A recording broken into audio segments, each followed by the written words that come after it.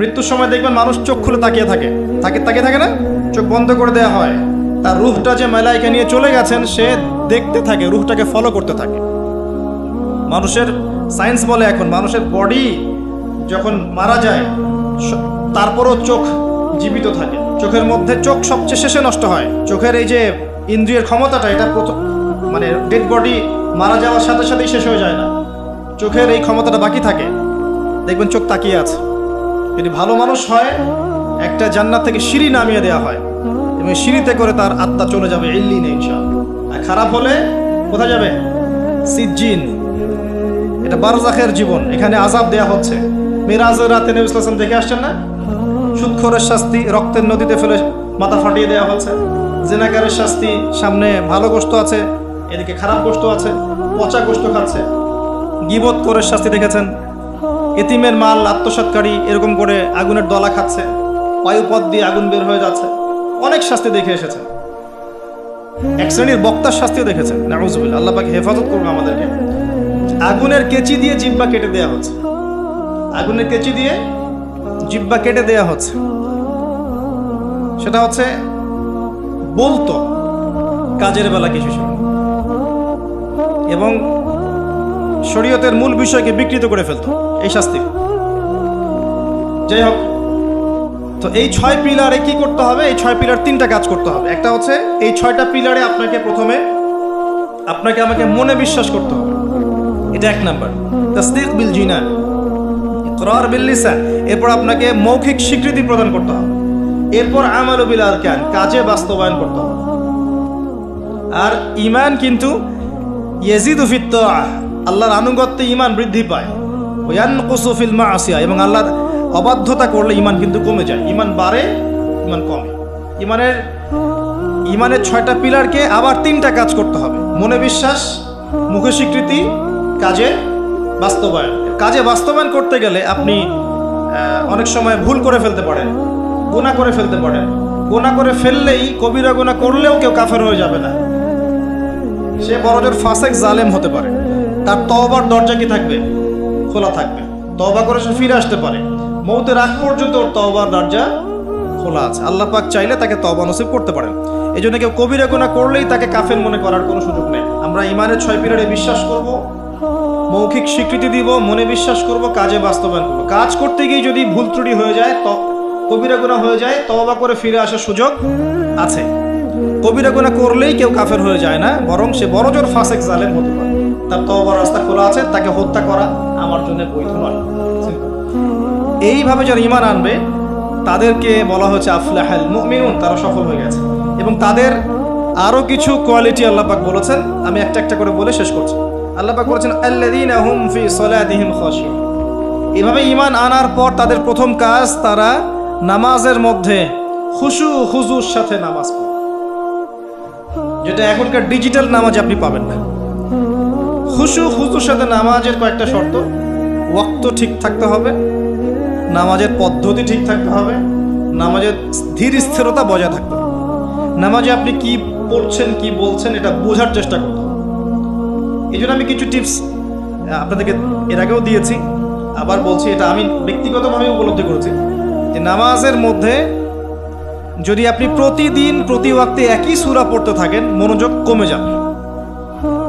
আপনি এক ওয়াক্ত নামাজে এক সূরা পড়েন, ভেরিয়েশন রাখেন, আপনি নামাজে মনোযোগ পাবেন বেশি।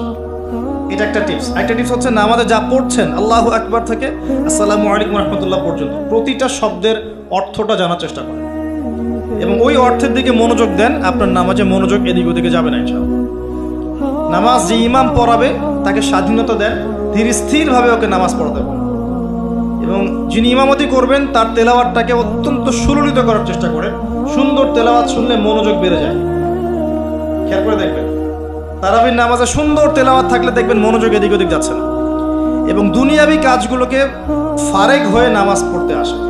মাথায় 10টা কাজ নিয়ে নামাজ পড়তে আসবে, রিল্যাক্সে নামাজ পড়ে এবং নামাজের সময় আশপাশের শব্দ যেন না হয় খেয়াল রাখেন। বাসায় বলে দিবেন নামাজের সময় আমাকে ডিস্টার্ব করবেন। নামাজের সময় ফোন আসলে আমাকে নক করার দরকার নেই, নামাজের সময় গেট নক করবেন।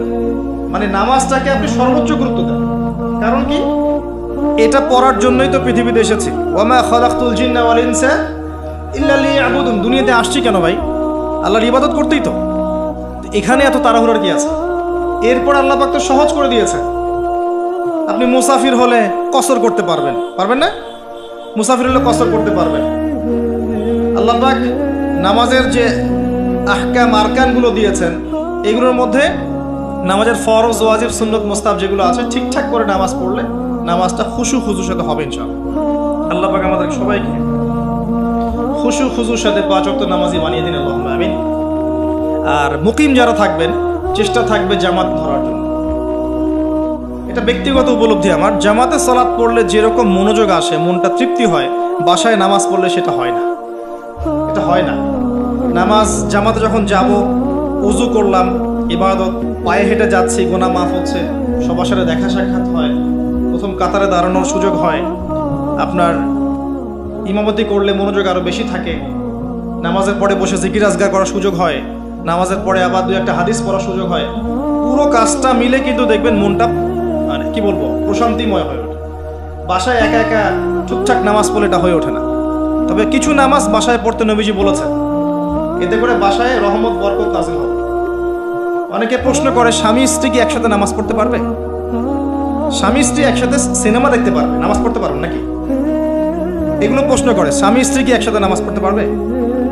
নামাজ পড়েন না বলেই তো এই সমস্যা। স্বামী স্ত্রী একসাথে মাঝে মাঝে নামাজ পড়বেন, মাঝে মাঝে নফল নামাজ পড়বেন একসাথে। এতে করে দেখবেন মহব্বত বাড়ছে, পরিবারের শান্তি বাড়ছে। স্বামী স্ত্রী একসাথে সারা দুনিয়া ঘুরে বেড়ায়, বেপর্দা হয়ে ফেসবুকে ছবি দেয়, এগুলো করতে পারবে, নামাজ পড়তে পারবে? জিজ্ঞাসা করছে, এখন প্রশ্ন করছে। আল্লাহ পাক বোঝার তৌফিক দান করুন, বোধ শক্তি দান করুন। ঈমান আনার পর প্রথম কাজ কি ভাই? সালাত। এরপর আল্লাহ পাক বলছে, ওয়াল্লাযীনা হুম আনিল লাগwi মু'রিদুন, যারা অনর্থক কথা এবং কাজ থেকে দূরে থাকে। অনর্থক অহেতুক ফাহেসা কথা এবং কাজ থেকে দূরে থাকে, এরা হচ্ছে মুমিন, সফল হচ্ছে। খেয়াল করে দেখবেন আমাদের জীবনের বেশিরভাগ কথা এখন অনর্থক হচ্ছে, অহেতুক। অহেতুক গীবত, অহেতুক তহমত, অহেতুক সমালোচনা। 3-4 জন একসাথে বসলেই গীবত।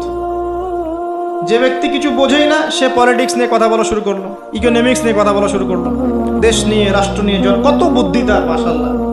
অথচ সে এসবের ধারই ধারে, জ্ঞানের কোনো ধারই ধারে না। এই জ্ঞান তার মধ্যে নাই। এমন কেউ নাই যে সব বিষয় নিয়ে কথা বলার চেষ্টা করে না। সবাইকে সব বিষয়ে কথা বলতে হবে না তো। যে যে বিষয়ে দক্ষ সে সেই বিষয়ে কথা বলবে।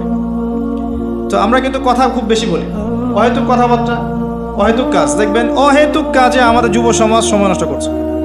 ঘুম থেকে ওটা থেকে শুরু করে দেখেন, অহেতুক আড্ডা মারবে, অহেতুক বাইক নিয়ে ঘুরছে মেয়ের পিছনে, অহেতুক বান্ধবীর পিছনে ঘোরা, দেখবেন অহেতুক আড্ডা মারা, কফি শপে বসে থাকা, অনলাইনে সারাদিন অনলাইনে স্ক্রল করতে থাকা, অহেতুক দেখবেন বসে বসে গেমস খেলছে, যে গেমসের কোনো মূল্যই নাই, সময় নষ্ট করছে নিছক মনোরঞ্জনের জন্য। এরকম প্রচুর কাজ। মেয়েদেরকেও দেখেন সেম কাজ করছে, সারাদিন দেখবেন সাজুগুজু নিয়ে পড়ে আছে, অহেতুক সিরিয়াল দেখছে বসে বসে, ঘন্টার পর ঘন্টা চলে যাচ্ছে, রিমোট নেওয়াই যায় না হাত থেকে। সারাদিনের সব কাজ আগে শেষ করে সন্ধ্যার সময় বসতেই হবে, সন্ধ্যা থেকে রাত 10টা সিরিয়াল, 10টা সিরিয়াল দেখে শেষ করবে। তার বাঘের মুখ থেকে খাবার কেড়ে নিয়ে আসতে পারবেন, কিন্তু আপনার স্ত্রীর হাত থেকে রিমোট নিতে পারবেন না। মানে সবই অহেতুক। খেয়াল করে দেখবেন প্রচুর কাজ আমরা করি, নিছক অহেতুক কথার কাজ। আল্লাহ পাক বলেছেন মুমিনদের সবচেয়ে বড় বৈশিষ্ট্য হচ্ছে তারা অহেতুক কথা এবং কাজ এড়িয়ে চলবে। কথা বললে দিনের কথা বলবে, আল্লাহর কথা বলবে, রাসূলের কথা বলবে। যে কথায় কোনো উপকার আছে এমন কথা বলবে, যে কথায় নিজের বা নিজের পরিবারের, নিজের দেশের, নিজের জাতির, নিজের উম্মার উপকার হয়, দিনের খেদমত হয়, এমন কোনো কথা বলবে বা কাজ করবে। আর যদি কোনো জায়গায় বসে দেখেন অহেতুক কথা কাজ হয়ে গেছে, সেক্ষেত্রে ওঠার আগে অবশ্যই এই দোয়াটা পড়বেন, সুবহানাকা আল্লাহুম্মা বিহামদিকা আশহাদু আল্লা ইলাহা ইল্লা আনতা আস্তাগফিরুকা ওয়া আতুবু ইলাইক। আশা করা যায় ওই বৈঠকে আপনি যে অহেতুক কথাগুলো বলেছেন এটা মাফ হয়ে যাবে। তো আল্লাহ পাক আমাদের সবাইকে অনর্থক কথা এবং কাজ থেকে বেঁচে থাকার তৌফিক এনায়েত করুন, আমিন। এরপর আল্লাহ পাক বলেছেন ওয়াল্লাযীনা হুম লিযাকাতি ফাঈলুন, যারা যাকাত আদায় করে। এখানে যাকাতের 2টা অর্থ। একটা হচ্ছে মালের যাকাত প্রদান করা, নিসাব পরিমাণ সম্পত্তি থাকলে 2.5% যাকাত দিবে। যাকাত দেন তো? শুধু যাকাতটা যদি আমরা কালেক্ট করতে পারতাম, আমাদের সমাজে দারিদ্রতা বলে কিছু থাকতো না। শুধু যাকাতটা যদি আমরা সংগ্রহ করতে পারতাম সবাই, আর আমরা যদি দিতাম, আমরা অনেকে নামাজ পড়ি, যাকাত দেই না। রমজান মাসে তারাবির নামাজে এসে অনেক বড় বড় বাহাদুরি দেখাই, যাকাতটা আদায় করি না। বহু মানুষ আছে আমরা যাকাত দেই না। এমন অনেক মানুষ আছে আমাদের সমাজে যাদের এক একজনের যাকাতের টাকা দিয়ে শত শত মানুষের কর্মসংস্থান করা সম্ভব, জানেন? এমন অনেক মানুষ আছে আমাদের দেশে। আমরা বলি না যে আমরা মধ্যম উন্নয়ন অগ্রগতির দেশ, তাই বলছি না এখন, কিন্তু উন্নয়নশীল দেশ হলে আমাদের মধ্যে এমন অনেক মানুষ আছে যাদের সম্পদ মাশাআল্লাহ ওই আকাশের চূড়ায় পৌঁছে গেছে। যাকাত নেন, দেখবেন অনেক কিছু করা সম্ভব। স্বেচ্ছায় যাকাত দেওয়ার মানসিকতা তৈরি করে, এটা ফরজ জিনিস, নফল নয়। এটা একটা অর্থ। নিসাব পরিমাণ সম্পদ থাকলে যাকাত দিয়ে দিন। যদি যাকাত না দেন, সূরা তওবা পড়ে দেখেন আপনার জন্য কি শাস্তি অপেক্ষা করছে। সম্পদ গলিয়ে কপালে, গালে, পিঠে সব জায়গায় আল্লাহ পাক লেপটে দিবেন, দিয়ে বলবে হাযা মা কানাসতুম লিআনফুসিকুম, এটাই সেই সম্পদ যা তুমি তোমার জন্য জমিয়ে রেখেছিলে। ফাযুকুল আযাব বিমা কুনতুম তাকনিসুন, আজকে স্বাদ ভোগ করো, আযাব চাখো, যে সম্পদ তুমি সঞ্চয় করেছিলে এর স্বাদ তুমি চেখে দেখো। আল্লাহ পাক আমাদেরকে যাকাত প্রদান করার তৌফিক দান করুন। আমিন। যাকাত এবং ইসলামিক ইকোনমিক্স নিয়ে আমি ইনশাআল্লাহ ডিটেইলস কোন একটা লেকচার আলোচনা করব ইনশাআল্লাহ। আরেকটা অর্থ হতে পারে যাকাতের, হতে পারে না এটা অর্থই, অন্যান্য অনেক ওলামায়ে কেরাম বলেছেন। এখানে যাকাত আরেকটা অর্থ হচ্ছে আত্মশুদ্ধি, মনটাকে পবিত্র করা। আর আত্মশুদ্ধি অর্জন হবে কিছু কাজে, আমি আবারও বলছি, আত্মশুদ্ধি অর্জন হবে নামাজ বেশি বেশি করে পড়লে, নফল নামাজ বাড়িয়ে দিলে, আল্লাহর জিকির বেশি বেশি করে করলে, তাসবিহ তাহলিলগুলো বাড়িয়ে দিলে, সকাল সন্ধ্যায় জিকির করলে, আল্লাহ পাকের কাছে বেশি বেশি দোয়া করলে, বেশি বেশি মওতের কথা স্মরণ করলে, ইয়েতিমের মাথায় হাত বোলালে, মানব সেবামূলক কাজ করলে, জনগণের কল্যাণ হয় এমন কাজ করলে মন নরম হবে, সফট হবে ইনশাআল্লাহ। এবং মন যত নরম হবে তত বেশি আল্লাহর নূর সেখানে আসবে। একই সাথে মনের মধ্য থেকে যাবতীয় হিংসা, বিদ্বেষ, গীবত, তহমত, অহংকার, রিয়া বের করে ফেলতে পারলে ইনশাআল্লাহ দেখবেন আপনার আমার মনটা পবিত্র হবে। এটাই হচ্ছে তাজকিয়া। আল্লাহ বলেছেন কদ আফলাহা মান যাক্কাহা ওয়া কদ খাবা মান দাসাহা। অন্য সূরা বলেছেন কদ আফলাহা মান তাযাক্কা ওয়া যাকারা ইসমা রাব্বিহি ফাসাল্লা। আল্লাহ পাক আমাদের সবাইকে আত্মশুদ্ধি অর্জন করার তৌফিক এনায়েত করুন, আমিন। এরপর আল্লাহ পাক বলেছেন ওয়াল্লাযীনা হুম লিফুরুজিহিম হাফিজুন, যারা লজ্জাস্থানের হেফাজত করে। নারী পুরুষ উভয়ের জন্য লজ্জাস্থানের হেফাজতের কথা বলা হয়েছে। আর নারীদের ক্ষেত্রে তাদের পুরো দেহই লজ্জাস্থান, আর পুরুষের সতর আপনারা জানেন। এখানে বৈধ সম্পর্কের বাইরে যত অবৈধ সম্পর্ক আছে সব কিছু থেকে দূরে থাকতে বলা হয়েছে। আপনার চোখের জেনা, মনের জেনা, হাতের জেনা, পায়ের জেনা, সমস্ত জেনা এবং সত্যিকারের জেনা সব কিছু থেকেই দূরে থাকতে বলা হয়েছে। আর লজ্জাস্থান পবিত্র রাখার সবচেয়ে শ্রেষ্ঠ মাধ্যম হচ্ছে পবিত্র স্ত্রীকে বিয়ে করা, বিয়ে শাদী করে নিজের ইজ্জতটাকে হেফাজত করা। এবং এটা প্রাপ্তবয়স্ক হয়ে গেলেই করে ফেলা উচিত। যত ডিলে করবেন পাপ বাড়তে থাকবে। এবং গার্ডিয়ানদের উচিত, যদি একটা রিজিকের ব্যবস্থা হয়ে থাকে সন্তানের, বয়স হয়ে গেলে বিয়ে দিয়ে দেওয়া ছেলে আর মেয়ে, যাতে করে ওরা পবিত্র জীবনযাপন করে, অবৈধ সম্পর্কগুলো থেকে বেঁচে থাকে। আবার অনেক সময় দেখা যায় যে আমরা বিয়ের পরেও যে পরকীয়া, তারপরে আপনার ব্যভিচার, পতিতালয়ে যাওয়া, ঠিক আছে, নারী পুরুষের অবাধ মেলামেশা, এগুলোও কিন্তু জেনার অন্তর্ভুক্ত। এগুলো লজ্জাস্থানের হেফাজতের খেলাফ। আর দুটা কথা বলে আল্লাহ পাক শেষ করেছেন এই প্রথম দিকের আয়াতগুলো। আল্লাহ পাক বলেছেন ওয়াল্লাযীনা হুম লিআমানাতিহিম ওয়া আহদিহিম রাউন, মুমিন তারা যারা আমানত রক্ষা করে এবং ওয়াদা রক্ষা করে।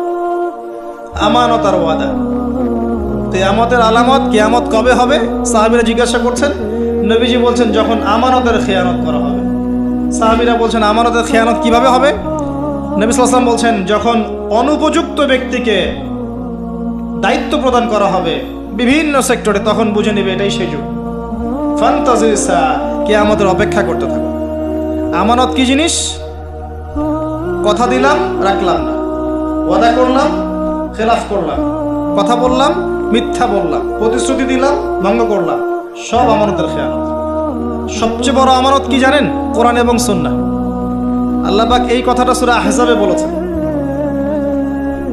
ইন্না আরাদনা আল-আমানাতা আলা আস-সামাওয়াতি ওয়াল আরদ ওয়াল জিবাল ফাআবাইনা আন ইয়াহমিলনাহা ওয়া আশফাকনা মিনহা ফাহামালাহা আল-ইনসান।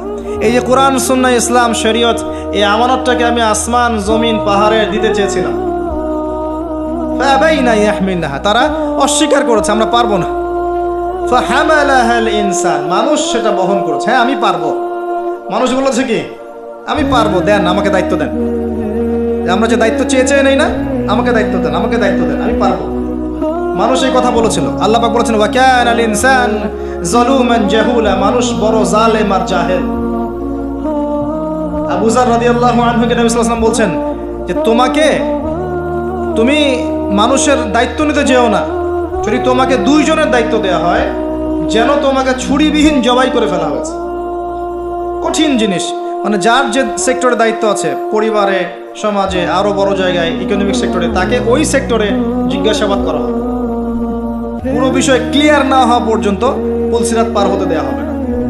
আর যদি দায়িত্ব পাওয়ার পরে তার দ্বারা খেয়ানত হয় এবং অন্যের উপর জুলুম হয়ে থাকে, তাহলে মাজলুমদেরকে দাঁড় করানো হবে যতক্ষণ না তাদের অধিকার ফিরিয়ে দেওয়া হয়। কিভাবে? একটা শিংওয়ালা ছাগল যদি একটা শিং ছাড়া ছাগলকে গুতা দিয়ে থাকে, তাহলে কিয়ামতের মাঠে আল্লাহ পাক ওই ছাগলটাকে শিং দিবেন, যাকে গুতা দিয়েছে ওকে শিং গজিয়ে দিবেন, দিয়ে বলবেন ওকে গুতা দিয়ে গুতার প্রতিশোধ নাও। এই হলো কিয়ামতের মাঠ। আল্লাহ পাক আমাদেরকে বোঝার তৌফিক দান করুন আমানত কি জিনিস, এবং ওয়াদা রক্ষা করার তৌফিক আল্লাহ পাক আমাদের সবাইকে দান করুন, আমিন। বক্তা এবং শ্রোতা সবাইকে আল্লাহ পাক আয়াতগুলোর উপর আমল করার তৌফিক এনায়েত করুন, আল্লাহুম্মা আমিন। সর্বশেষে গিয়ে আল্লাহ পাক আবারও সালাতের কথা বলেছেন, ওয়াল্লাযীনা হুম আলা সালাতিহিম ইউহাফিজুন, এবং যারা সালাতকে হেফাজত করে, রক্ষণাবেক্ষণ করে, 5 ওয়াক্ত সালাতকে রক্ষণাবেক্ষণ করে। একদিন 2 দিন পড়লাম ছেড়ে দিলাম এমন নয়, রমজান মাসে ভালো হয়ে গেলাম এমন নয়। যারা সালাতকে আমৃত্যু ধরে রেখেছে, আল্লাহ পাক এই মুমিনদের জন্য বলেছেন যে উলাইকা হুমুল ওয়ারিসুন, এরা হচ্ছে উত্তরাধিকারী। কারা উত্তরাধিকারী? যারা প্রথমে ঈমান এনেছে, তারপরে সালাত খুশুর সাথে আদায় করেছে, তারপরে লজ্জাস্থানের হেফাজত করেছে, যাকাত প্রদান করেছে, আত্মশুদ্ধি অর্জন করেছে, আমানত রক্ষা করেছে, ওয়াদা পালন করেছে এবং সালাতকে হেফাজত করেছে, অহেতুক কথা কাজ ত্যাগ করেছে। এই মুমিনদেরকে আল্লাহ পাক বলেছেন এরা হচ্ছে উত্তরাধিকারী। কিসের উত্তরাধিকারী? ওয়াল্লাযীনা ইয়ারিসুনাল ফিরদাউসা হুম ফিহা খালিদুন, এরা হচ্ছে জান্নাতুল ফিরদাউসের উত্তরাধিকারী এবং তারা সেখানে চিরস্থায়ী হবে ইনশাআল্লাহ তাআলা। আল্লাহ পাক আমাদের সবাইকে ঈমানের এই সমস্ত স্তরগুলোকে অতিক্রম করে জান্নাতুল ফিরদাউস পাওয়ার তৌফিক এনায়েত করুন, আমিন। আকুলু কওলি হাযা আস্তাগফিরুল্লাহ লি ওয়া লাকুম ওয়া লিসাইরিল মুসলিমিন। বারাকাল্লাহু লানা ওয়া লাকুম বিল আয়াতিল হাকীম ইন্নাহু তাআলা জাওয়াদুন কারীম ওয়া রাউফুর রহিম। আমরা দোয়া করছি